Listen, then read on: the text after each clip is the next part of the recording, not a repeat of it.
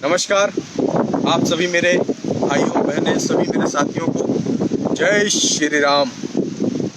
भाइयों, सबसे पहले आप सभी को महाशिवरात्रि की हार्दिक बधाई एवं शुभकामनाएं। मैं प्रभु महादेव जी से प्रार्थना करता हूं कि आप सबकी जो भी मनोकामनाएं हो, प्रभु जी आप सबकी समस्त मनोकामनाओं को पूर्ण करें। अभी 2 दिन पूर्व विश्व महिला दिवस के अवसर पर मैं लाइव आया था, मगर नेटवर्क कमज़ोर होने के कारण हमारा लाइव जो है पूर्ण नहीं हो पाया था। मुझे आज फिर से अवसर मिला। अजीत भाई और पूरे सभी भगवा रक्षा परिषद के सदस्यों का मैं अभिनंदन करता हूं। भाइयों, उस दिन जो कुछ बात अपन कर रहे थे वो पूर्ण नहीं हो पाई थी। आज उन बातों को भी रखेंगे और साथ ही साथ बहुत से ऐसे विभिन्न मुद्दे हैं देश के जिन पर बात करना अभी ज़रूरी है और मुझे लगता है कि इस पर बात होनी चाहिए। वो मुद्दों पे भी मैं आपके समक्ष बात करूंगा। थोड़ी सी आज हो सकता है हमारी आपकी बात ज़रा लंबी चले।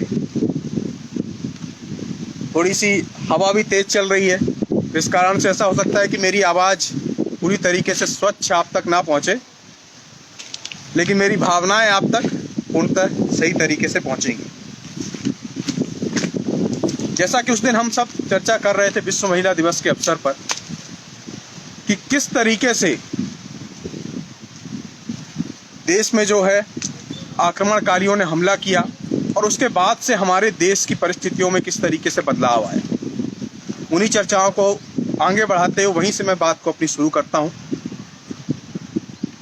कि विश्व महिला दिवस के अवसर पर कई कार्यक्रमों में गया मैं, जहां मुझसे कई लोगों ने अलग अलग तरह की बातें पूछी। उसमें से एक बात मुझे जो दिल पे लगी थी वो ये कि अगर आपका धर्म इतना बढ़िया है, इतना कुछ लोगों ने मुझसे इस तरह की बात की, तो फिर ये बाल विवाह प्रथा और ये सब प्रथाएं जो कुप्रथाएं हैं जिनको आप कहते हैं वो कैसे आरंभ हुई। तो भाइयों, मैं उसी बात पे आता हूँ कि ये कुप्रथाएं जो है भारत के संस्कार का हिस्सा नहीं, कभी नहीं थी। आप रामायण पढ़ लीजिए, आप गीता पढ़ लीजिए, कोई भी हमारा वेद पुराण पढ़ लीजिए, आपको इस तरह का कोई भी वाक्यांश नहीं मिलेगा। हमारे देश में 1000 साल आक्रमणकारियों ने राज किया है, 800 साल मुगलों ने राज किया है और 200 साल अंग्रेजों ने राज किया है। इस 1000 साल के शासन के दौरान उन्होंने बहुत सी चीज़ों को हमारी बदला है। हम जो आज पढ़ रहे हैं वो पूर्ण रूप से स्वच्छ नहीं है, क्योंकि इनमें कहीं ना कहीं उन्होंने अपना प्रभाव डालने की कोशिश की है। जब मुगल आए थे, आक्रमणकारी मुगल हमारे यहाँ आए भारत में, तो उन्होंने हमारी माताओं को, बहनों को बुरी तरीके से प्रताड़ित करना शुरू किया। जो हमारे यहाँ की छोटी बच्चियाँ रहती थी 12-13 साल की, 10 साल की, उनको उठा लिया करते थे और उनके साथ आप समझ सकते हैं किस तरह के दुर्व्यवहार होते रहे होंगे। जब राजस्थान में 40,000 महिलाओं ने एक साथ आत्मदाह किया होगा, वो परिस्थितियां कितनी विषम रही होंगी आप कल्पना करिए। मेरे भाइयों, ऐसी विषम परिस्थितियों पे हमारे देश के लोग संघर्ष कर रहे थे। बच्चों की शादियां करना आरंभ कर दी। ये प्रथा तब से आरंभ।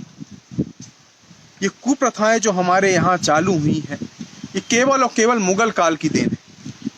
इसके पहले आप रामायण पढ़ लीजिए, गीता पढ़ लीजिए, महाभारत पढ़ लीजिए। हमारे संस्कार आज भी हमारे अंदर जीवित है।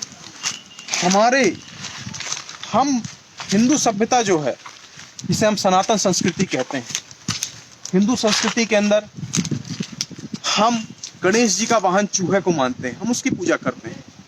हम नाग देवता को देवता बोलते हैं, सांप को देवता बोलते हैं। हम शेर को माँ दुर्गा का वाहन मार कर उसकी पूजा करते हैं। हम तो जीव जंतु, पेड़ पौधे, वनस्पति सबकी पूजा करते हैं। क्यों? ये सब हमारे प्रकृति का हिस्सा है। हम प्रकृति को अपनी माँ मानते हैं। ये पूरी भारत भूमि नहीं, ये पृथ्वी, ये पूरा संसार को हम ईश्वर तुल्य मान करके, ये हमारे संस्कार हैं। भाइयों, आज आधुनिक जीवन हम सब जी रहे हैं। कहीं ना कहीं इस आधुनिकता के दौर पर कुछ चीज़ों की आवश्यकता है, हमें जो बदलाव होना चाहिए। जो मुझे ऐसा लगता है कि बदलाव की जिन चीज़ों पर आवश्यकता है, आए दिन हम देख रहे हैं कि बलात्कार की घटनाएं बहुत बढ़ रही हैं। अपराध बहुत ज़्यादा बढ़ रहे हैं और इन सभी पर लगाम लगाने की ज़रूरत है और ये काम आप और हम मिल करके कर सकते हैं। देखिए, जिस तरीके से हम अपने घर में, अपने परिवार में अपनी माँ बहनों की इज्जत करते हैं, हम आज एक संकल्प लें, हम और आप मिल करके, कि जो भी बहन या बेटी किसी भी परिवार की है, हम उसका सम्मान अपनी माँ और बहन के बराबर ही करेंगे भाई। ये देश तब बदलेगा भाइयों जब हम और आप मिलकर के संकल्प लेंगे इसे बदलने का। परिस्थितियां तब बदलेंगी भाइयों जब हम और आप साथ खड़े होकर इन परिस्थितियों के खिलाफ लड़ेंगे भाइयों। जरूरत है इस देश को आगे बढ़ाने की और ये देश में बदलाव लाने की, और देश में बदलाव हम युवा ला सकते हैं भाई, यदि हम संगठित होकर के ये संकल्प लें कि किसी भी माँ या किसी भी बहन के साथ यदि कोई भी व्यक्ति अभद्रता करता है तो हम साथ खड़े होकर के संघर्ष करेंगे भाई।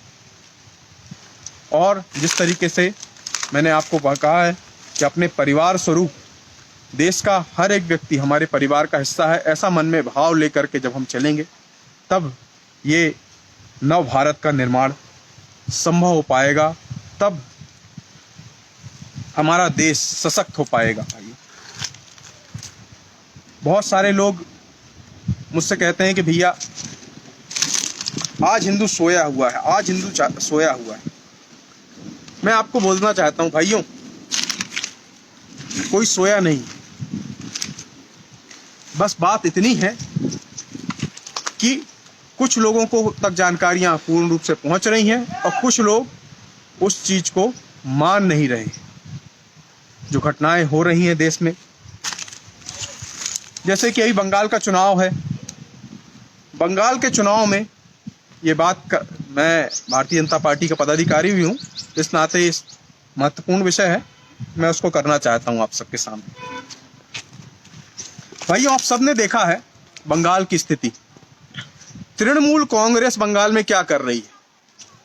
केवल और केवल तुष्टीकरण की राजनीति भाई, केवल और केवल तुष्टीकरण, केवल मुसलमानों को खुश करने के लिए, केवल उनके वोट पाने की इच्छा से हमारे हिंदू देवी देवताओं का खुलेआम अपमान होने दिया जाता है बंगाल के अंदर। केवल मुस्लिम तुष्टीकरण के खातिर केवल मां दुर्गा के पूजन को स्थगित किया जाता है, अनुमति विसर्जन की नहीं मिलती है। ये बंगाल है जो कि मां दुर्गा की जन्मभूमि है, मां दुर्गा की भूमि है, जहां का बच्चा बच्चा हर एक मां शक्ति की आराधना करती है। उसके बावजूद उनकी भावनाओं के साथ खुलेआम खेला जाता है। क्यों? क्योंकि वहां हिंदू एकता की कमी है। यह समय है कि वहां पर भगवा ध्वज लहराए। घर घर से, प्रत्येक हिंदू के घर से भगवा निकलना चाहिए और वोट के रूप में भाजपा को वो भगवा प्राप्त होना चाहिए आपका।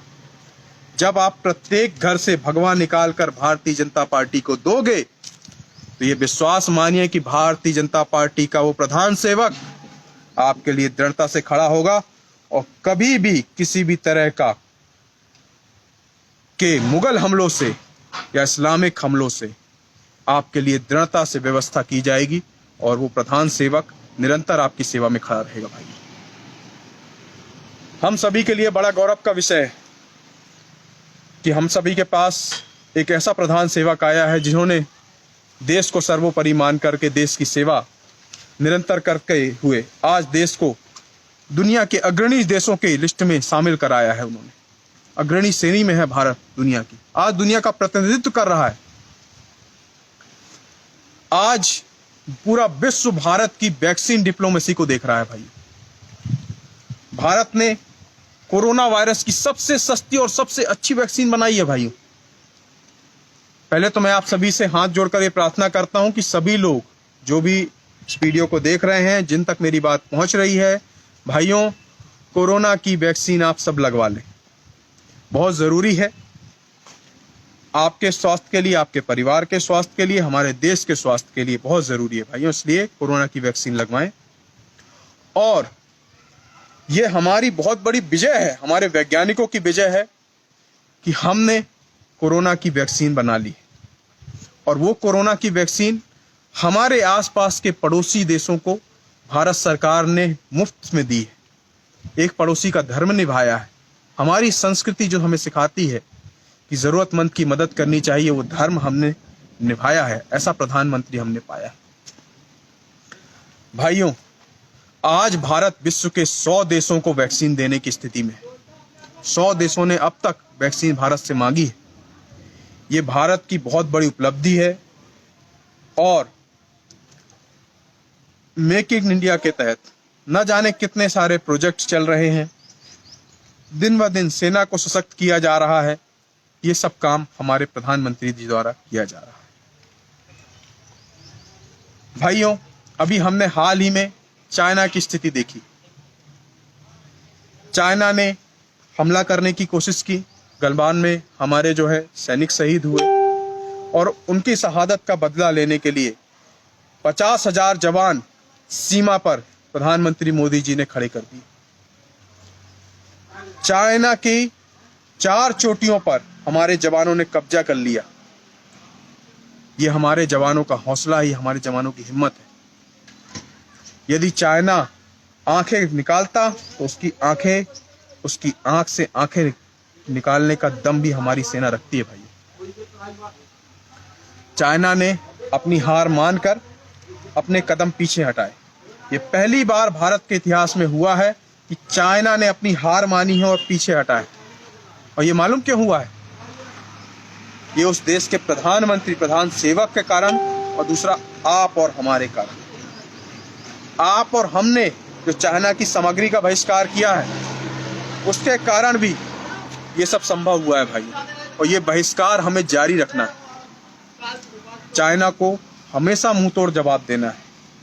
जब भी आप कोई चाइनीज सामान खरीदे तो ये बात हमेशा दिमाग में ध्यान रखें कि वो चाइनीज सामान से जाने वाला आपका पैसा आपके ही भाइयों के खिलाफ गोली के रूप में सामने आएगा। भाई, वो उन्हीं से हथियार खरीदेगा आपके पैसों से और आपके ही भाइयों के खिलाफ, आपके ही सीमा पे खड़े, आपकी सुरक्षा के लिए जो जवान खड़े हैं, उनके खिलाफ उसका इस्तेमाल करिएगा। इसलिए चाइना के हर एक सामान का बहिष्कार फिर जारी रखें। भाइयों, इन सब बातों के साथ मैं फिर से वापस पुनः लाइव होऊंगा। बहुत सी चर्चाएं आपसे होंगी। मैं विदा चाहता हूं। धन्यवाद। जय जय श्री राम, जय हिंद, जय भारत, वंदे मातरम।